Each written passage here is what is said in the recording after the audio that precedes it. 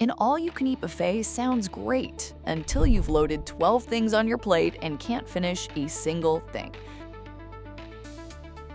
That's your project board right now. Everything made it on, nothing's moving, and when someone asks what's in progress, you're doing mental math in real time. That's why you need a project pipeline to solve this.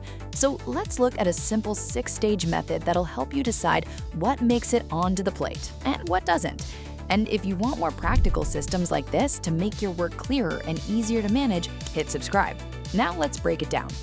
The real problem is that most of us skip straight to execution. A request comes in, someone agrees, and suddenly it becomes a task competing with everything else.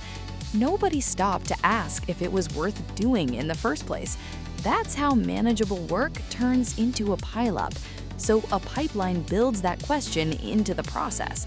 And the first step of that is ideation. And no, this is not brainstorming for the sake of it, you're pressure testing the idea. Every idea your team surfaces needs an early read on what it'll cost, how long it'll take, and what resources it'll truly need from your team to happen. You're not committing to anything yet, you're making the idea prove itself. Then comes work intake. Think of this as your project's job interview. What's the scope? What could go wrong? And does this project actually support the business? If the answers are weak, it doesn't move forward. That's the point. Intake turns random yeses into clear, repeatable decisions. Now, where most pipelines live or die is phase gates. This is the checkpoint before a project moves forward. Ask yourself, is the work on track? Is the budget still realistic? Do you actually have the people to do it right now? If not, it stays put. That's what stops zombie projects, the ones that sit in progress for months, quietly draining your team with nothing to show for it. Clear that gate, and now you plan. This is where your work gets real. You break the project into tasks, assign owners, set deadlines, and schedule check-ins.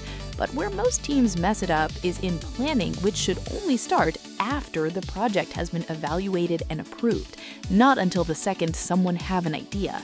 That order matters. Skip it, and you end up planning work that was never worth doing.